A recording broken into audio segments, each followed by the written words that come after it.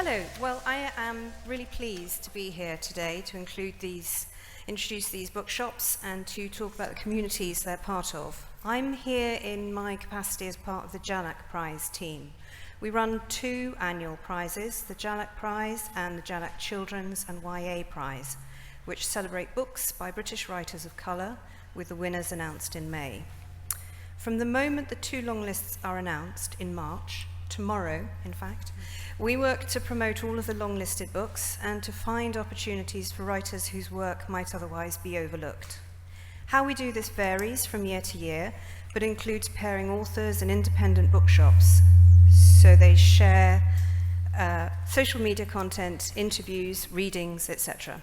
We're also beginning to work with schools and their local independent bookshops, which is how I came to work with each of these bookshops. Sarah from Mostly Books in Abingdon was an original bookshop champion during the first COVID lockdown. I'll let her tell you more about the bookshop, but we were so glad of the early support of the prize and the writers whose books could easily have disappeared during those tough early pandemic days. Mira and the team from Roundtable Books, another original bookshop champion, also enabled us to get our books to readers in their local community in Brixton in the midst of the pandemic and in areas where books and reading weren't always able to be given priority. And finally, Nick and Mel from Rabbit Hole Bookshop in Lincolnshire are our latest partners, and they have amazed me with their commitment to broaden their readers' horizons and their inventiveness in the face of local financial and cultural hurdles. So, Sarah, let's start with you. Tell us about your bookshop, its location, and the way in which it's grown in its community.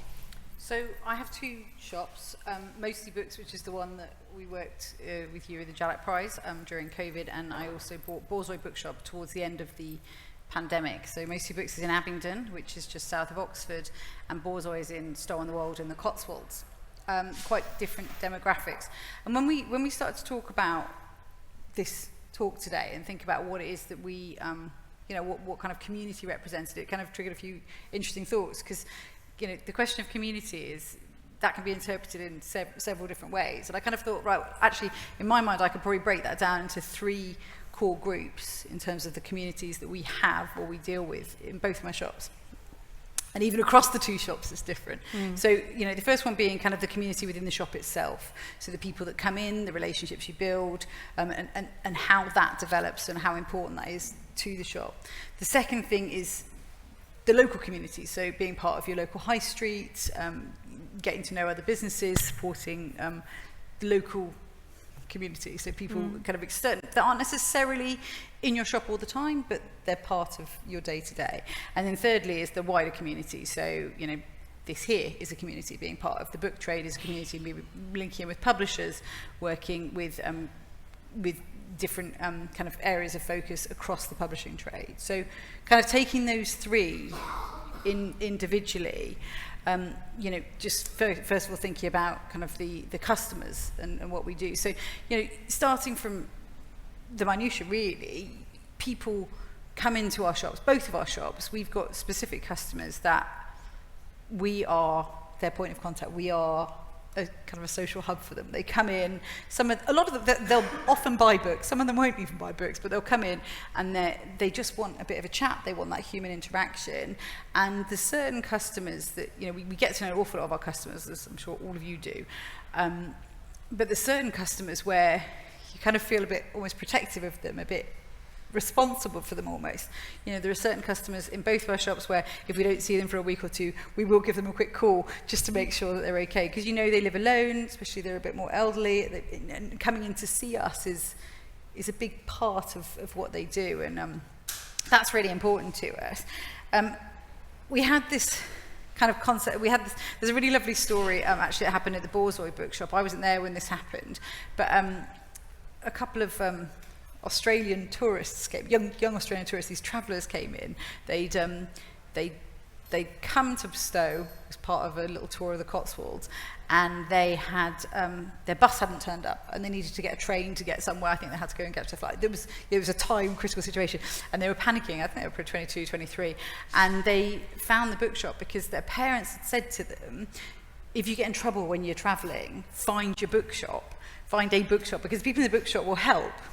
And sure enough, Claire, who's here today, who manages the shop, and Rachel, who was in the shop at the time, did help. Rachel, they kind of found out what the deal was, and Rachel ended up driving them to the station so they could get, you know, stuff like that. It's just so, I just think it's something really special about bookshops that you probably wouldn't find in many other shops. You know, that's just, it's something that is important to us, that we kind of provide that service, is probably the wrong word, but that kind of element of business. So, you know, in addition to that, in the shop, we do a lot of events, obviously, which kind of brings the community together, but also we do schemes like, we've got kind of parallel schemes in the two shops. We have the Youth Ambassador scheme at Mostly Books, and we have the Borzoi School Book Club at Borzoi. They're kind of the same but different. They both take books for young readers. We will often get pre-published proofs, and we'll distribute them to these young readers, and we get them, so it's children or YA readers, and we'll get them to review the books for us. And so, is that organised by group, or can someone pop in and get one? How does that actually work? Works differently in the two shops. So mostly, both of them, we kind of had to apply. So the Borzoi one, because it's being done through the school had to say it wanted to get involved, and then the schools then decide kind of which children are involved. The Youth Ambassador scheme at Mostly, we got the children to apply, and that was quite a big part of the process, because we wanted them to understand the importance of kind of putting pen to paper and kind of saying why they wanted to get involved. I mean, unbeknownst to them, every child got accepted into the scheme, but it was important that they felt like a sense of, I'm sitting down to say I want to be part of this. And then what happens is there's no time restriction, there's no pressure on them. They come in, they choose their book, they read their book, they review it, and then they come back and do the cycle again. So they can, as long as they're part of the programme, they can review 3 books in the year, they can review 12 books in the year. It just kind of happens as and when. And that's really nice, because obviously we do have some readers that maybe struggle a little bit more, whereas you have the real voracious readers that are there all the time. So they're great schemes, and kids seem to really like them. And of course, what that does is it not only gets the kids excited about the books, but it also gets the families engaged as well, because we do give the families kind of rewards for the fact their kids are doing something for us. We give them a slight discount on book sales, which brings them into the shop.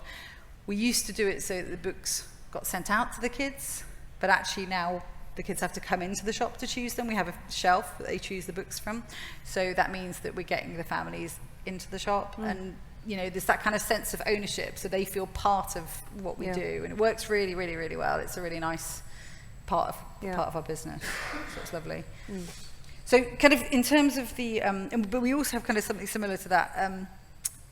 For adults, at Borzoi, we do the proof club, so we do the same thing for adults, which is really nice. So we get a list of proofs, send out something to a bunch of our reviewers, and then they get to choose the books, and they read and review them for us, and then we get the shelf talkers aren't just our booksellers' reviews, they're also reviewers from people within our community. So people like that as well. They come in and they see their review and they feel part of the business. So it's all kind of small things like that individually aren't necessarily big things, but when you bring them all together, it just creates this whole sense of community around the shop, which is just really lovely. And then we have, you know, I mentioned events earlier. We have events that we do, you know, a lot of us do author events, but we also do quite a lot of events that aren't author-based, but they're more about just getting people together. So I think I've talked to some people here before about our Boozy Books Night, which is fabulous, combining books and booze. What's not to love? So we basically have wine pairings with books, so people just come along. There's no author.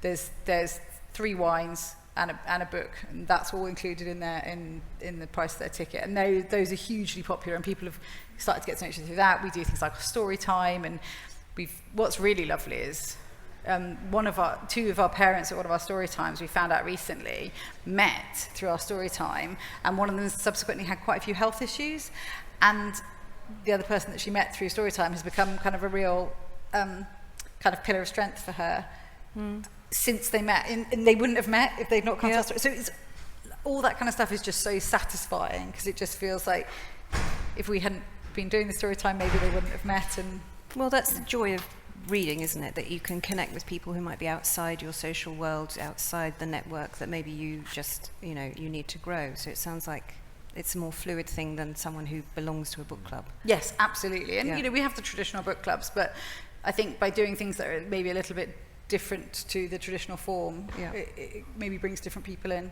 Yeah. So it's good. And then kind of just thinking more widely to, you know, being part of the community as a whole.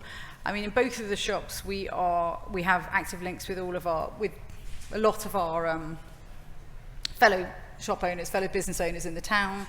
There's a lot of recommendations that go on, you know, when new businesses arrive in the town, we'll always try and promote them through our social media.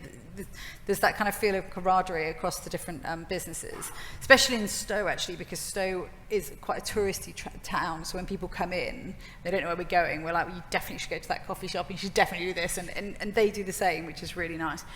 And at Mostly Books, because we've been established in the town for a lot longer than quite a few of the indie businesses, because there's been a lovely little resurgence of new indie businesses in Abingdon. We've got kind of a bigger social media presence and a bigger presence as a whole than maybe some of these smaller businesses. So we use our platform to help get people into those shops as well. And that's, you know, but that's all back scratching. You know, they'll do the same to us and we do it to them, and that can only be good for the town. But it requires a certain sort of character and identity to pull that off, which I think you've given us a real flavour of. So thank you for introducing that. Let's move now to Mira. You're in a very different setup because you're one. Yeah, so we're just, that's very loud. So we're just one bookshop, and it's also tiny. And it is in the heart of Brixton in a covered market. The shop, godlike, is about probably, I'm being generous if I even say it's like 8 meters across by 8 meters across, and so it's absolutely tiny. And we try to play a game of how many books can you fit in a space. Due to the size of it, and also just in the way that we operate, because we're a community interest company as well, so we were set up as a CIC, it meant that it's embedded in our DNA to actually work with other organizations and think about our community from the outset. Like every single one of our decisions has that in mind. But that also means defining what that is. We started off as a children's bookshop, and Dee Stevens, who has stepped away from the company now, was very adamant about keeping it just a kids' space. But when I became co-director in September of 21, I said it didn't make sense. If we're talking about inclusivity and representation, dialogue begins with your own dialogue and identity before you have discussions with your kids and the people around you and your classrooms. So it's integral for us to branch off into doing both kids and adults, and actually the demographics of the market and the footfall of the market have fundamentally changed as well, and also some of our outlook. We've been doing a lot more adult-centric events, and in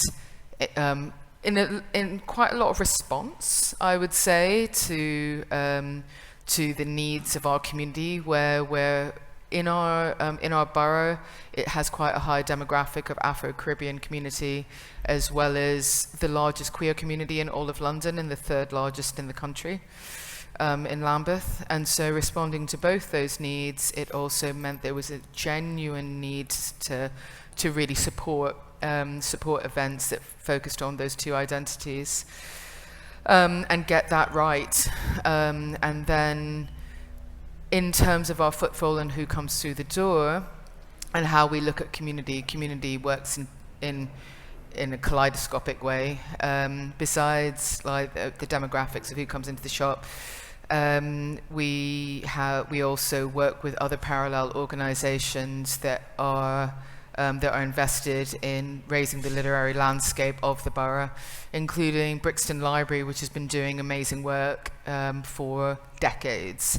One of the things that Tim, who's a program director, though he doesn't like that grand term, of Brixton Library says that, and Lambeth Libraries, he says that he was doing events with Bernardine Evaristo when it was just 2 librarians and 2 audience members in Bernardine. and as a consequence, Bernardine Evaristo still always does an event at Brixton Library.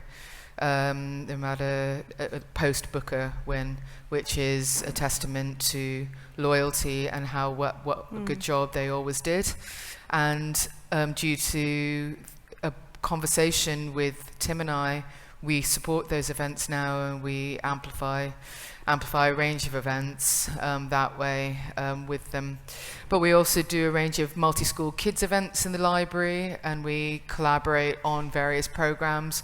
Events are an integral part of how we operate in the borough, to be able to not just expect people to come through the door, but go out into different spaces, not just our own, to not expect that everybody wants to necessarily or just can come into the door, or that idea of because we don't do events in the shop, it is coming into a book buying space is often seen, but sometimes not. That's one of the things that we're also changing.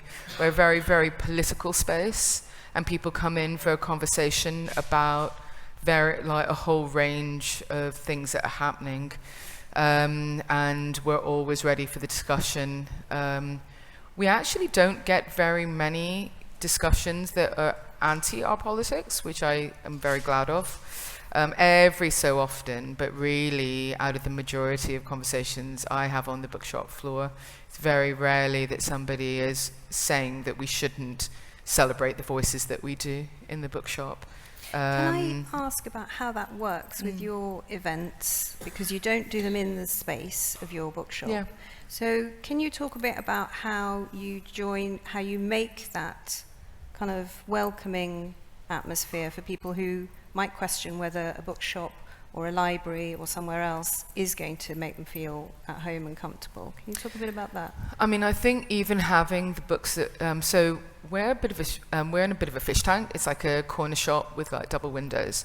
And the amount of times that I have people who will stare at both also our event posters in the windows, which, as I said, are not in our space, but we highlight everything from, we've got an event tonight, which is very openly black trans celebration of like black trans and queer celebration. Having a lot of it's very obvious the books that we support, and as a consequence, people do want to come in and have a look around, even just to know that they're represented, but also, or that some of the conversations that they're thinking of and want to know more about are there. And it's, I mean, you won't see very many mainstream books in our windows. That kind of helps, being a really radical space, like genuinely, doing it really authentically, means it becomes more welcoming. And then also going out to other spaces, making sure that we have the conversations and we're always up for it in those other spaces, really does help draw people in. People want to know where we are. We always give them a bookmark, and they do come in afterwards. It's really interesting, because what both of you are talking about is signalling through what you carry and the space that you cultivate, a kind of physical space and a kind of cultural space in your locality, where people feel, where perhaps 20 years ago they might not have felt, but where people now feel they're able to bring more of who they are into those spaces. And that feels that's a really strong kind of thing to have achieved, actually. Yeah, actually, we have a real thing about making sure that our shops stock books, because especially in the Cotswolds, it's not a very diverse demographic in the Cotswolds, and we make sure that we stock books that represent everyone, right? Because we think it's so important that whoever walks in our door should feel represented, even if that isn't necessarily the demographic of the town itself. Because you know, especially when you have a lot of passing footfall, you want people to feel included. You want that to. It's really important to me that my businesses represent that. And I think I will come back to both of your bookshops, but that links really well to your bookshop as well, which since we've been speaking, it's been really clear that it's a very similar thing. Yeah. The books you want to carry don't necessarily seem to represent reflect. the demographic, Yeah. So tell us about how you've done that, why you've done that, and how it continues to grow in that sense, because it's almost defies expectation, and that's what's so interesting to me. It is, and the area we're in, we're quite isolated. We're in rural Lincolnshire. It's a small market town, 20,000. And even last week, we had someone who had lived in the town for 20 odd years who came in and said, "Didn't know you were here, what do you actually do?" And if you look at it, you can see that the two main towns that we deal with, Grimsby and Scunthorpe, Grimsby does have a Waterstones, but no Smiths at all. It's gone. I think it might be the largest town in Britain without a WH Smiths. Scunthorpe hasn't got a Waterstones, but has a Smiths. And the only other area you can get books is supermarkets or the dreaded A. So a lot of people were quite shocked. It's like, well, why on earth would you want to do this? Why would we want to open a bookshop?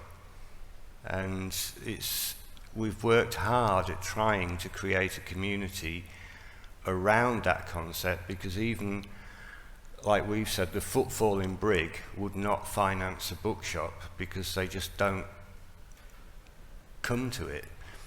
They don't see it as a resource as such.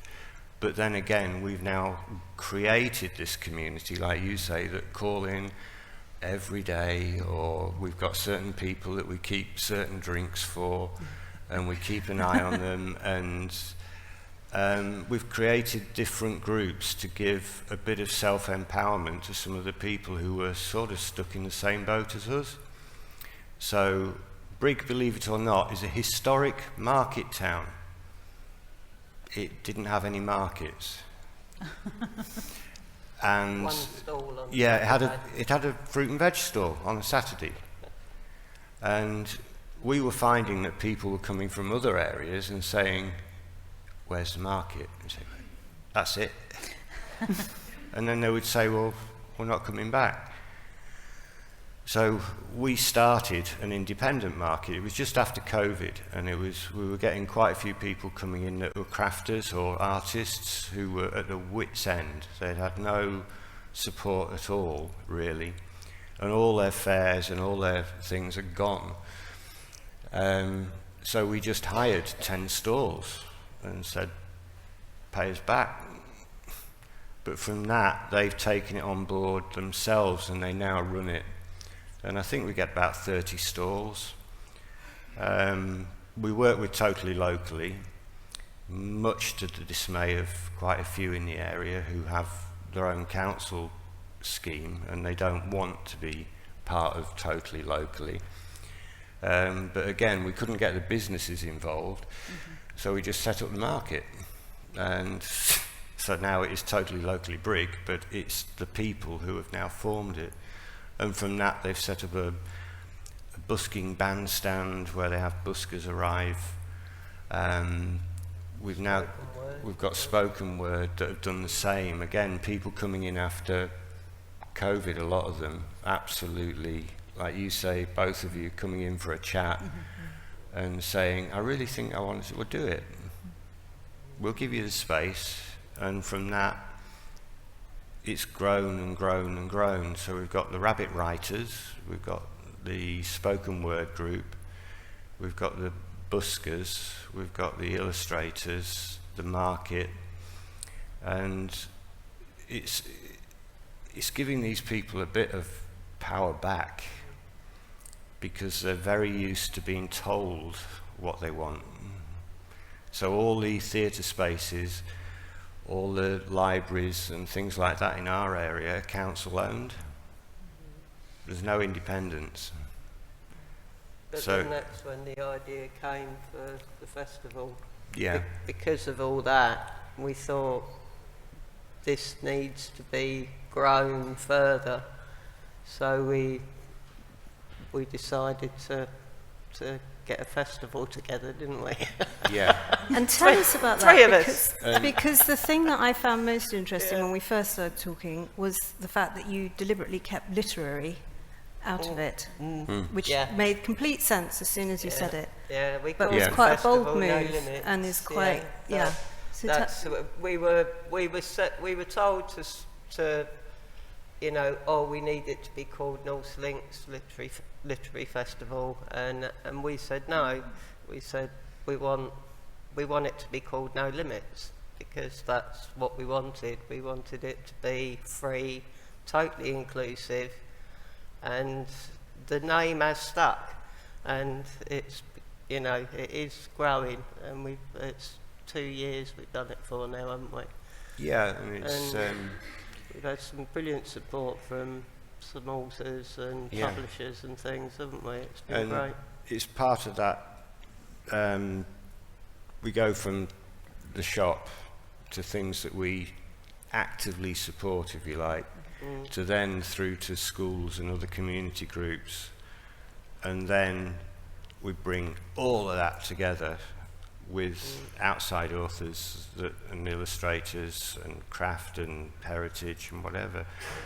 And I remember one of the people who wanted it to be the Children's Literature Festival of Northland. I said, well, not a chance. Not a chance, that's not us. And they said, well, people won't know what it is. It's absolutely brilliant. That's it, that's great. They will ask, what is it? And I mean, even when we come to conferences now, it's just hands up, how many of you could actually in your head picture where Brig is? 1, 2, 3, you suffered it, yeah. Yeah, because you've been there. And even when we say Lincolnshire, we forget there's this vast sort of rural area that no one, and when we phone reps like you will and say, would this author like to come? I mean, we've got one train, and it sort of bamboozles people down in London. It's like, well, how do we get there? Yeah, they look from London to Brig, and I mean, there's just no way you can do that. So, I mean, they have to come from London to Scunthorpe, London to Doncaster. But or the last 2 conferences we've been to, if we say No Limits, because the authors have been to it, and because the publishers have been to it, and because now the wonderful BA have been to see us, people sort of have got a better idea where it is, and they're not as... I think one author that made me do it was, have you all heard of Chris Mould? Yeah. Well, he published his tour of the UK once, and it's just after lockdown. He went to the shop in Norwich, Dan's shop, and then he basically went up and down the M1. And I can remember sending him a message and saying, look at this, nothing. And he said, well, how do we get there? There's no bookshops. I said, well, there is now. But he was right. There were no, you don't get many authors doing events at Tesco's. And the library service actually said we don't do author events because no one comes. It's like, what? They shut down the school library service. And the youth centre. And the youth centre. And everywhere we looked, it was like, well, there's no wonder they don't see what a bookshop is, because everything's, they've gone to e-books on the library, they've, in their great wisdom, the library that's next door to us, they've taken the children's area from downstairs and put it 3 floors up with a lift. And it's like, but I think with the way that I'm a big believer, always have been, in surrounding yourself by more like-minded people, because then you become a bit stronger, because we are in an area like you said. It's a bit like hello, hello in our shop. It's like an underground, isn't it? I was wondering what that meant for a minute. I'm glad you Yeah. clarified. Well, we did actually, and this really shocked me. And sorry, it's not meant to be political as such, but we had a little. This lady came in one day, and she just happened to say out loud, "I'm fed up with Boris." And then she stopped and she said, "We're not allowed to say that, though, are we?" And he said, "What?" He said, "Well, you can't say that here." And it is quite.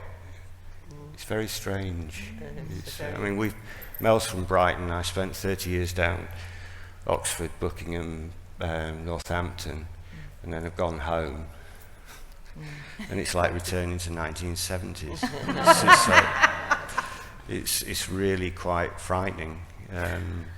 I think it's really interesting to me. It's really satisfying to hear it all together like this, and hopefully we'll hear more from the audience as well on this. But there's a perception that because businesses are struggling, because demographics vary, that actually, you know, the further you go, the harder it is to find like-minded people. And actually what you're all demonstrating is that when you're in your area, you know it, and you, as you were saying earlier, you look at what your community requires and you build so that your business supports it, and then it's in turn reciprocated. And I think that's the same with what you're saying. And all these stories about help. I mean, I worked with another bookshop in Wales who had a very similar story about the travellers who ended up having a trade connection with someone in another country because she'd helped these bedraggled campers who were soaked and run out of local currency and all this kind of thing. And it's really important. It's these words like community and safe spaces and representation are bandied around and often land very shallow waters. And the work that your bookshops are doing, and I'm sure others, are kind of like beacons that, I mean, that's why for us it's been so valuable to work with you, because we need those connections, we need those. I mean, I didn't know where Brig was, I'm sorry. I had to look at it on a map, and you know, and as we work with different bookshops, it's really sustaining to know that there is a connection, you know, out there between different people, and that these bookshops and readers and schools and publishers actually can find ways of working through. I know you had a couple of slides you wanted to show. Let's do those quickly and then maybe open out the discussion. If there's anything you want to say, let me know. No, this is, and it's similar to what you guys do. We're doing this with some work to try and persuade our local powers that be that the impact that 2 days can have. So there's a hotel in Brig, and I mean, we had 50 authors over 2 days stay there, and it was amazing for us. It's you've got Emma Carroll, Louis, and people are just and adult authors and people from London, and it was great. But that also has clicked into some of these initiatives. So when we first ran the indie market, we actually paid for 2 or 3 stalls for people who thought, we want to do a market, but we've never done it before. So they were making things at home and not really knowing all the paperwork. So we helped them do that, and now 2 of them are actually running it. And then we take all of that to this, which 8,500 last year. We'll look probably 9,000 last year if we look really carefully. But then the second slide, if it's there, is what you were saying and how we try and show it, I think.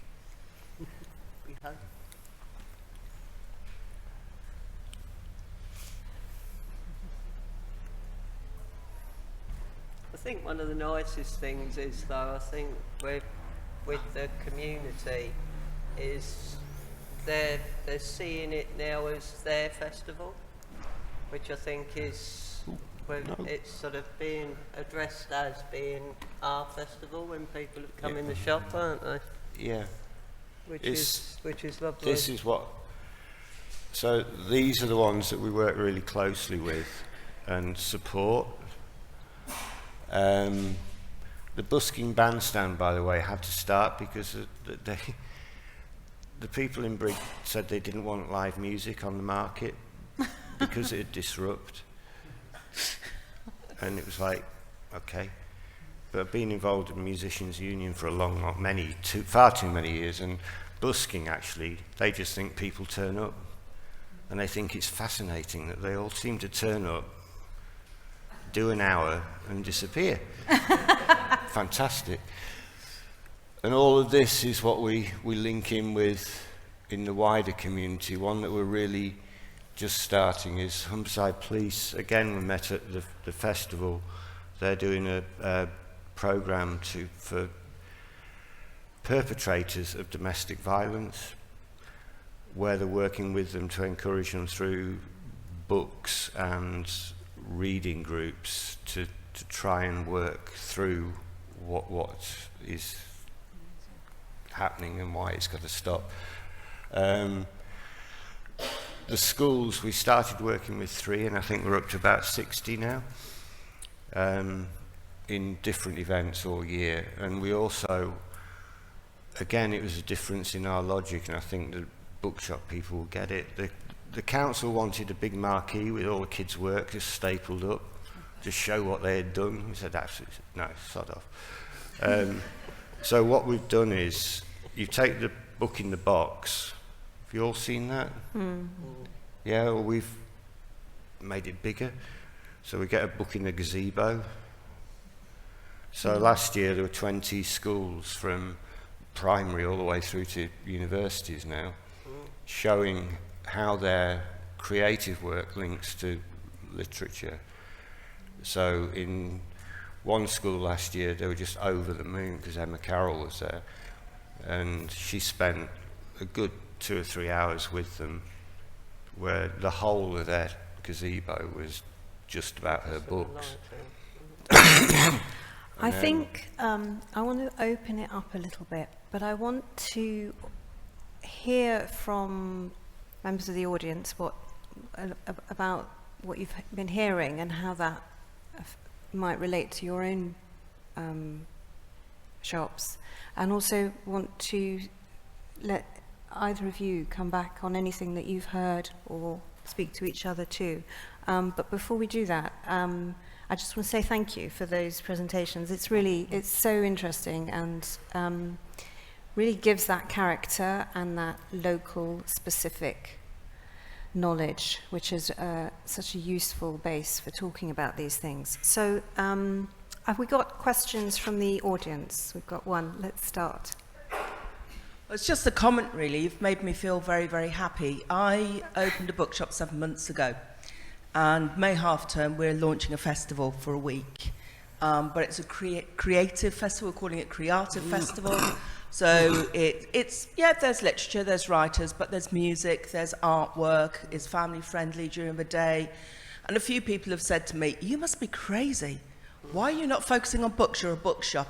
Well, for me, it's not just about books, it's about being creative. So now I can go back and say, I'm not the only one. Thank you. No, it is, and we've both, I taught for 30 years, Mel for about 10, I think. When we were in, I suppose the term is inclusion, referral units. So if you were telling kids they were going to do Shakespeare, it didn't go down too well.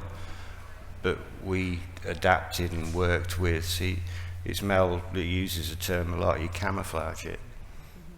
So with Shakespeare, do you fancy reading some books about sex and persecution and punishment and death?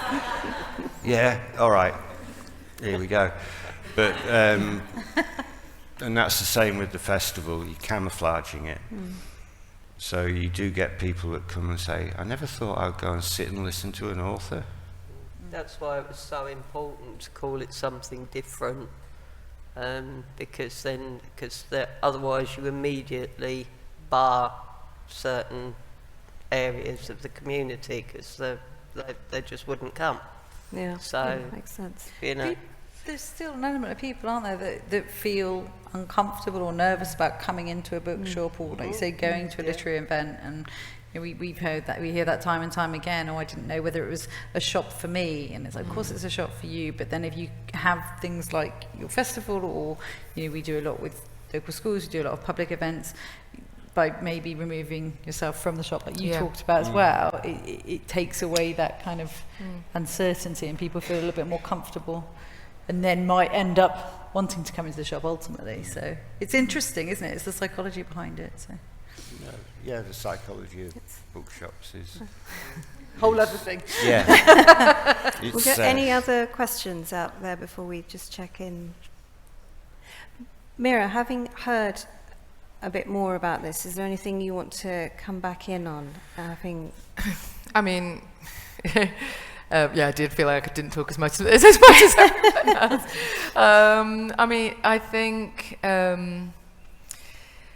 it's really interesting a lot of the conversations about not making things like a literary or too literary focus, and how you work in parallel organizations in parallel.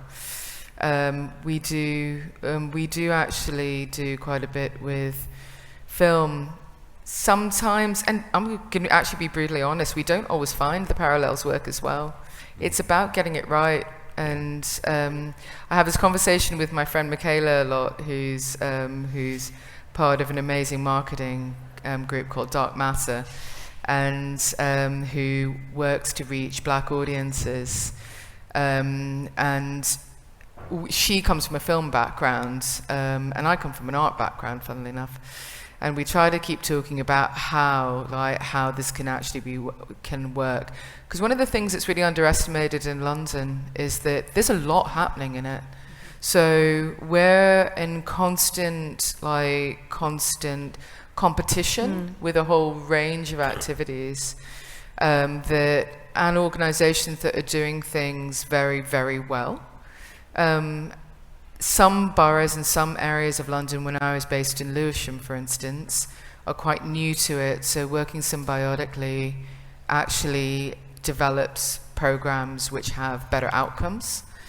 I found in Lambeth, because it's got a very, I've only been there 2.5 years, and where you've got very strong activism already. People doing tremendous work, but often in isolation. It's been an interesting borough to suddenly embed in and go, how do we do this and work well and bring things together? Where I hear a lot of complaints from different groups that we started working with who aren't working together already, but we want to bring together, we want to bring in. And where funding often goes to different groups and at the loss of something else. And that's been one of our challenges for development that's slowly happening. Like, for instance, I had a customer come in because the library's been closed, so we do a lot of work with Brixton Library specifically, but the Brixton Tate's been closed for renovation for the beginning of the year. And that meant that the LGBT History Month festival that we usually program with them didn't run. And then I had a customer who came in and said, I do hope you're going to keep doing stuff with the library. Because she looked at it as we weren't doing stuff rather than the library being shut. And that we had somehow moved to doing many more things at Brixton House. And Brixton House is the theatre across the road from us. And I said to her, not at all. As soon as the library's back open, we've already got a few things in the programme for the next few months. We are going back to doing things with them, but we'll partner in different ways. And I do think, because we don't just look at, we look at a year-long program of events that we try to find the right place for when it comes through us, or we talk to our other partners about how we program together over the year. That it's a constant thing in flux, and it's just about being really not just responsive but also very intentional in each element of your programming of what works best and how we want to get it out there. Certain things work really well for free programs, But for instance, we've got an event on Thursday that hasn't had very many bookings, and we're very concerned. And I do wonder if it would have been a better fit not in a free space for this book and this event. Which, please raise your hand as we're talking if anything occurs to you. But I wonder if I can ask each of you to answer briefly. Before you started these things, you may have imagined the obstacle would be in one place, or a certain obstacle would arise. And it sounds like perhaps you found obstacles in different places and paths through in different places than you might have expected. Would you agree with that? Is that? Yeah, it's. I think any business finds as soon as you think you've dealt with one thing, another thing comes up, and there are different build. I think all three shops here face obstacles that and different obstacles that will change weekly, daily, up to monthly or yearly, and like you say, you have to adapt to try and keep it going. And I think we find ourselves doing that more and more. Yeah, I imagine It's that's like, true. Sorry, keep I it imagine going. that's true for you as well. Yeah, you just have to. And like you say, what you're dealing with now is different to what's next week and what's next month. And you look back at what you were doing this time last year and it's different again. I just think we're in quite a privileged position in the industry we're in, because we're businesses, but ultimately we're so much more than that. You know, we provide kind of an area of safety, as we've talked about. I remember when I moved to, for various different kind of groups and communities, I remember when I first moved to Abingdon, I'd lived in cities for the majority of my adult life, and I moved to Abingdon, it was a bit of a shock. And Pride Month was coming up, and I found out that the council wouldn't allow the Pride flag to be flown from the, we've got like a flagpole in the middle of town, which made me very angry. And myself, This was when? I bought the shop in 2017, Okay. so not long ago. And myself, there was a regular customer of mine who was big, and he wanted to start a Pride event, and so we, as the shop, were supporters of that, and we were really proud to be part of this inaugural Pride event, which has then become a thing, and subsequently the council has come to its senses, and we now are allowed to, in 2024, display the Pride flags. But it's just crazy. But, you know, it's in the space of a relatively short period of time, that's actually had quite a significant impact on a whole area of our community that just wasn't being represented. It didn't have its place, and that's just bonkers to me. But it feels like a real privilege to have been part of that and be able to say, you know, we were kind of there at the beginning, not really the beginning in Abingdon. God, that's mad. I don't even just say that out loud. But, you know, to just help see that kind of representation come through. So I just think it's important, I think. Yeah, no, because there's a question at the back there.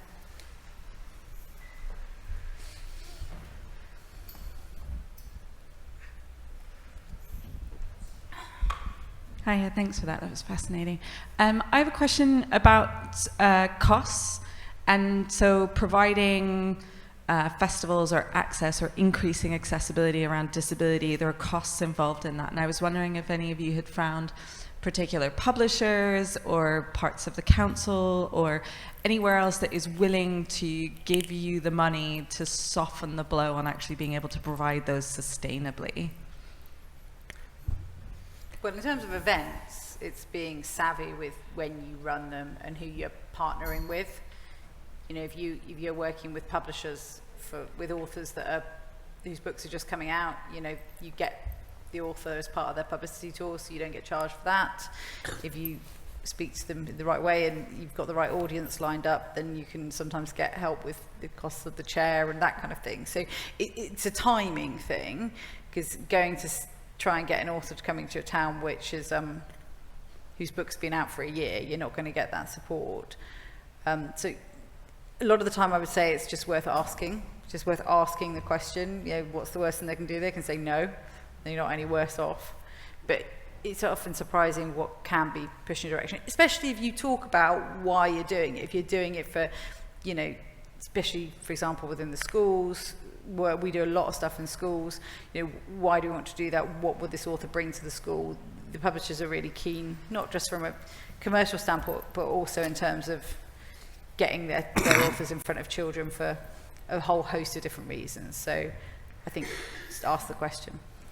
In our case, a range. So, funnily enough, I had a conversation just yesterday with Brixton House, which is the theatre across the road, and I think they thought we, like we as organisations, were being given quite a lot of money by publishers to run the events, and we had to go no, running this on a shoestring and often not making any money on it. And suddenly we were both on the same page, and you could see that, and all of us came away from the meeting going, we're really glad we had it, because finally, because I knew that there was friction, and I could tell with the way how suddenly they kept trying to smack on like big hire fees and things like that.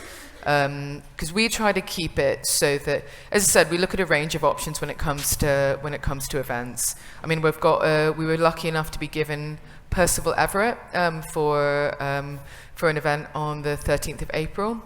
And it just so happens that we appointed an advisory board last year that included a lot of authors and publishers as part of our organisation, so that they could get an inner understanding of how we operate, which also meant that sometimes, because they see how passionate we are as a bookshop and really getting authors and publishers on board, that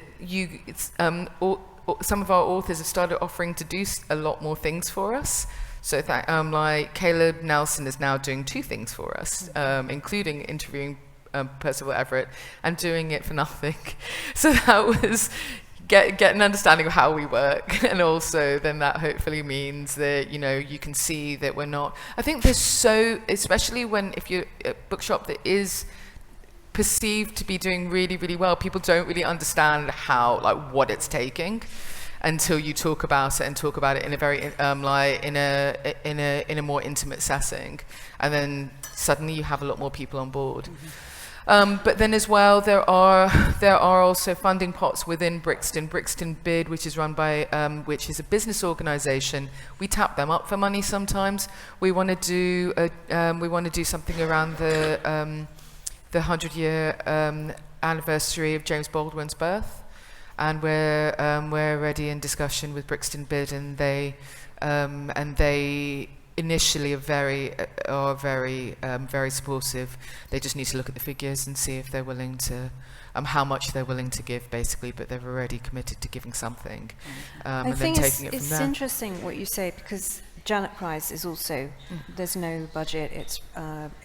We're a volunteer team largely, and I think that was part of our initial hesitation about reaching out to bookshops across the country, reaching out to authors, because there is an expectation that if you're saying, I want to do something, that you have to come with something to give, and that is, you assume that it has to be financial. And actually, what we've been really gratified to find is that if you're like-minded people, if you are on the same side, it doesn't always have to be financial. It is that kind of solidarity. It is that you want the event to happen, we want the event to happen. How can we share those demands on us, which are partly financial, but they're partly time, they're partly energy, and they're partly solidarity, I think. You know, and so I would say that that's really important to take away from this, is to ask, to set your cards out on the table. And I have always been really, really grateful, the whole team is really grateful and really energized by the fact that you will suddenly realize that someone else doesn't have any money and someone else doesn't have much time, but there is a will and there is a real, you know, purpose. And I think shared purpose can go some way, at least, to kind of making that forward momentum in ways other than financial, which we all wish we had, but increasingly don't. Are there any other questions? Just one thing, in case Yes. anybody thinks that the advisory board means that because we're in London we have greater access, we meet on Zoom. And not all the authors are London-based, or the people on it. So you can get people on board even if you're not in London. Yeah. That's, Yeah, that's sorry. one advantage of the dreaded Zoom that has I know. lingered. It does mean Yeah. conversations can happen more easily, I think. Sorry, was there? I thought I saw a question, but no, there isn't. Oh, yeah.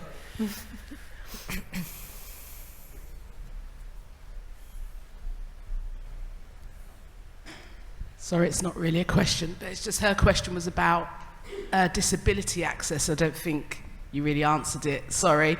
My answer slightly to your question is that there is a lot of money from the government for the levelling up that has gone out to local authorities, and lots of local authorities have that money just sitting there. So it is worth tapping local authorities, particularly for access funding. Thank you.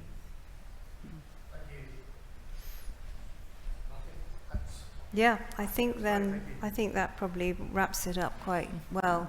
I want to thank our panelists again, Mira from Roundtable Books, Sarah from Mostly Books, Nick and Mel from The Rabbit Hole. Thank you very much, and thank you for listening. Thank you. I'd love to know